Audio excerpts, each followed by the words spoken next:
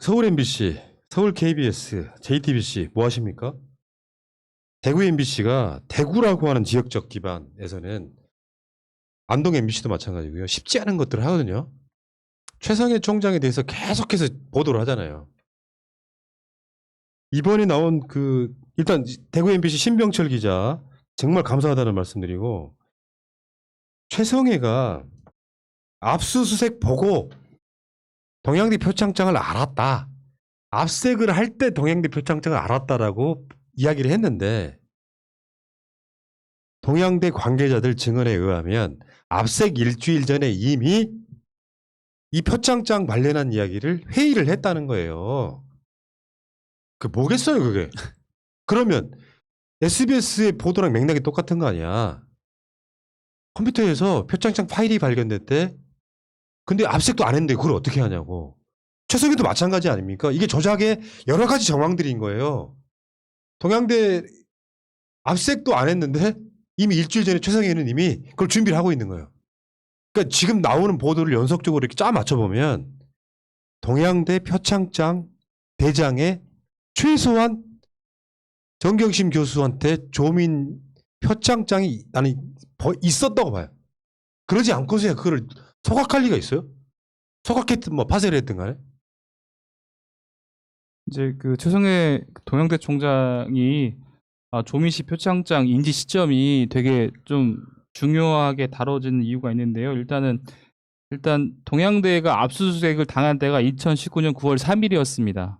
그런데 최성해 총장이 처음에는 압수수색 당할 때 알았다. 그 다음에 언론 보도 보고 알았다. 그 다음에 직원들이 문의해서 알았다. 뭐 이런 얘기를 하거든요. 그런데 9월 3일 전에 조민 표창장 얘기가 나온 적이 없었거든요. 근데 그 전에 알고 있었다는 거예요. 그러면 말씀하신 것처럼 이게 진짜로 검찰이랑 공조해서 이렇게 뭔가를 한 것인지, 그리고 맨 처음에 또 발언도 대장에서 예를 들면 9월 3일날 압수수색 전에는 그 얘기가 없었는데 이미 예를 들면 위조한 것이 예를 들어 위조를 했다고 하면 그 학교에서는 아예 언급 자체가 될 수가 없는 거거든요. 뭔가 근거가 있으니까 표창장 얘기를 인지하고 얘기를 한 거거든요. 그렇다고 보면 그 전에 정말로 대장상에 아니면 대장이 없더라도 위조하지 않은 표창장이 수여됐을 가능성이 높고, 그 다음에 한 가지 또 말씀드리고 싶은 것은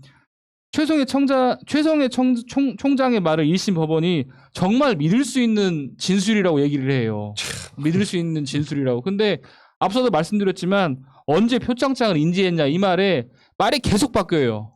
뭐 언론 보도를 보고 알았다. 압수수색을 듣고 알았다. 압수수색을 보고 알았다. 그 다음에 직원이 물어봐서 알았다. 계속 바뀌거든요. 그런데 그런 말을 일관성 있는 진술이라고 하면서 신뢰한 것도 좀 이상하고, 더군다나 예를 들면 정경심 교수께서 계속 부인을 하니까 그런 부인들이 이런 진실된 증언을 하는 사람들에게 상처를 줬다. 심지어 재판부는 이런 얘기까지 하거든요. 이런 거 보면 1심 재판이 정말 어느 정도 편향되어 있는지를 짐작하고도 남는다라고 말씀드릴 수 있겠습니다. 이게 표창장 관련해서 급하게 공작이 들어가다 보니까 자기들끼리 이제 이렇게 뭐 하자, A 방식으로 하자 해서 딱 결론 냈는데, 그래서 거기에 맞춰서 최성해가 장단을 맞춰줬는데 반대되는 내용들이 하나 나오는 거죠. 그러니까 말씀하신 것처럼 8월 27일 일주일 전에 이미 표창장 관련해서 내부 회의를 했다고 증언을 하니까 갑자기 변명하듯이 그게 아니라 그때 당시에는 뭐 정경심 교수한테 며칠 전에 이틀 전인가 들었다라고 말 바꾸고, 또 거기에 대해서 반박하는 얘기가 나오니까 그때는 그런 식으로 말한 게 아니라 뭐 동양대 직원들에게 다시 내가 처음 들었다 이런 식으로 하면서 말을 바꾼다는 것 자체는 이미 어떤 조작을 하는 거에 공모를 했다라는 것이고, 거기에 대해서 약간 예상치 못한 내용들이 나오다 보니까 임기응변식으로 발언을 한 것들이 다시 또 자기한테 돌아오고 있는 것이 아닌가 이게 생각합니다. 어마어마한 사건인 거죠. 그 디지털 증거를 조작한 것도 그렇지만 생각해 보세요. 부산대 의전원을 압색을 했는데 동양대 표창장이 사본으로 나온 거예요. 그 사본으로 나온 거를 어떤 식으로 검찰이 최성희라고 하는 나름 이렇게 사회에 공신력이 있을 수 있는 대학교 총장의 입에서 교육자의 양심을 걸고 나는 이 상장을 주지 않았다고 표현하는데, 이게 되게 열받는 게 이 대구 MBC 보도에도 나오는데요. 1년에 수백 장 최소 100여 장 이상을 발행을 하는데 2012년에서 7년이나 지난 2019년에 다른 건 다 기억 못하는 이자가 학위가 가짜인 이자가 조민 씨한테는 표창장을 주지 않았다고 말하려고 할 때 단순하게 최상해가 내가 검찰한테 잘 보이기 위해서가 아니라 이것은 어느 정도 사주가 있었다고 보는 거거든요. 이 사람 말 한마디가 여러분들 기억할지 모르겠는데 밤에 검찰 조사를 받고 나오면서 인터뷰에 나온 말이에요. 내 교육적 양심을 걸고 나는 상장을 주지 않았다. 그게 완전 스모킹거인 돼서 정경심 교수는 천하에 세상에 그 조국이라고는 사회적 이미지 좋은 명망가의 부인이 자기 딸 대학교 보내려고 동양대 표창장을 이리 붙이고 저리 붙여서 위조한 결정적인 역할을 한 스모킹건이 돼버렸어요. 근데 얘가 계속 말이 바뀌는 데다가 기존에 해왔던 대화들의 녹취가 남아버린 거예요. 그러니까 9월 3일 날 압색하기 한 일주일여 전에 이미 그 대책회의를 하고 있어. 그 이야기가 그거잖아요. 실제로 이야기 들어보면 정경심 교수가 동양대에서 조민 씨가 받은 표창장을 분실을 한번 했다고 하죠. 그래서 재발급 해준 사안이라는 거예요. 그럼 이제 그게 남아 있는 거잖아요. 그것을 표창장 발급 대장을 뭐 서각했든 파쇄했든 없앴다고 하는 건 지금 보면 그 대장 안에 그게 들어 있는 거죠. 그렇죠. 네.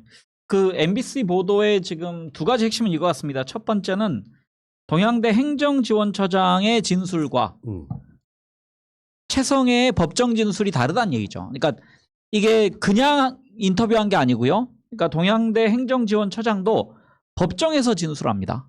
그러니까 이미 최성해는 압수수색 전에 대책회의를 했다.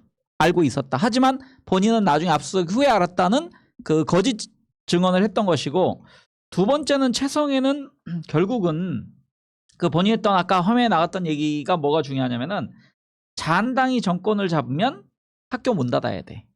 그러니까 그 본인이 정치적 욕망도 있었고, 그러니까 비례대표나 뭐 지역구 공천을 받을 거라는 주장이 나갔었고요.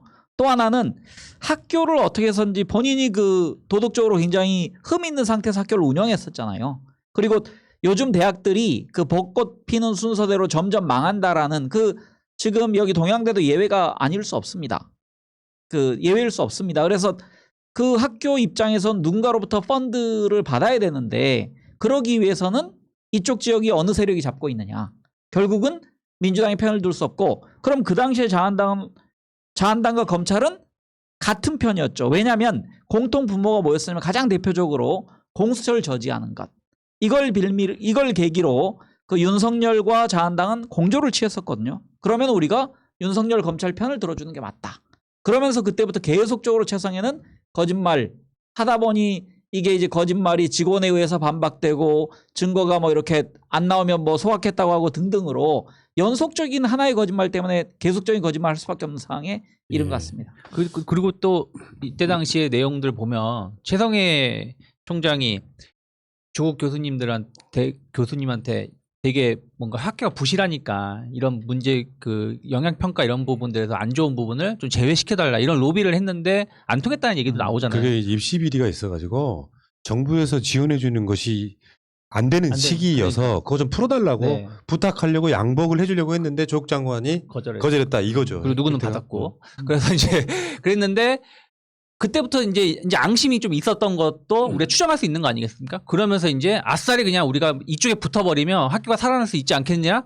이런 생각도 있으면서 같이 저는 동조했다. 그렇게 생각을 좀 하고 있습니다. 저는 여기서 이 편을 잘못 들었다가는 이 말이 참 위험한 발언이라고 생각이 드는 게, 사실 형사사건을 할 때 편든다는 말은 이미 거기서 정치적인 어떤 뉘앙스가 깔려 있는 거거든요. 형사사건을 하면서 할 말은 이거거든요. 알아요, 몰라요, 기억나요, 안 나요, 그런 사실이 있어요, 없어요. 예를 들면 표창장을 봤으면 봤어요, 못 봤어요, 기억이 있어요, 없어요, 사실이 뭐예요, 이렇게 가야 되거든요. 근데 그게 아니라 이거 누구 편을 들어야 돼? 이거 자체가 이미 사건 자체가 정치적으로 평가받고 정치적으로 진행되어 있다는 반증이어서 뭐 조국 편을 잘못 들었다는 자한당이 집권하면 학교 문을 닫는다. 그러면 그 최성해가 이미 이거를 어떻게 정치적으로 풀어먹을까라는 고민을 했다고 뭐 짐작이 되고 그런데 결국은 당시 한나라당 아니 국민의 짐하고 예를 들면 검찰이랑 한 몸이었기 때문에 그리고 그 지역에서의 집권 세력은 그것이었을 거라고 보고 그렇기 때문에 정치적인 판단이라고 하는 말이 부적절할 수 있는데 그런 것을 고려해서 말을 할 수밖에 없었구나 말을 했겠구나라는 짐작이 충분히 네. 가능하다고 하겠습니다. 그러니까 요거는 일종의 검찰의 그 조작 게이트에 가까워지고 있어요. 전체적인 그림은 살짝 그런 아니, 측면이 있죠. 동양대를 압색할 거라는 생각을요. 한번 생각해 보세요.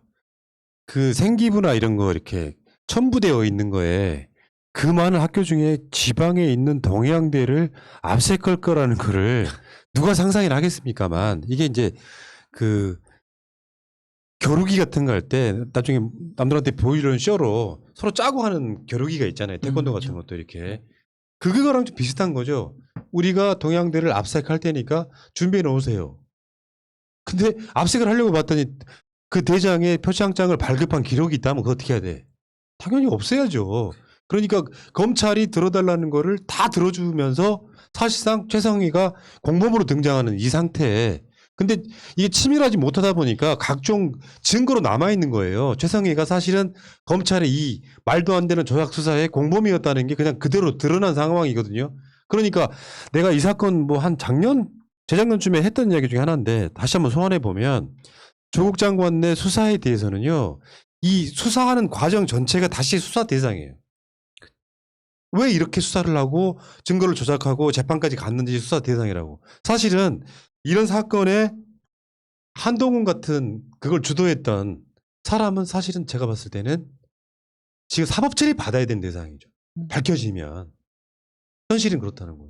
사실 이거 보면서 이런 얘기 이제 나오면서 윤석열 씨도 상당히 이 추이를 좀 예의주시하고 있지 않을까 싶습니다. 자기가 총장일 때 조국 장관 임명에 반대하면서 그게 촉발이 돼가지고 이 벌어진 수사인데 이게 정말로 검찰의 조작인 사건으로 만약에 전개가 된다면 그거를 총지휘했던 윤석열 씨는 정말로 만약에 상당히 곤란한 입장이 될 수도 있겠다라는 예. 생각이 듭니다.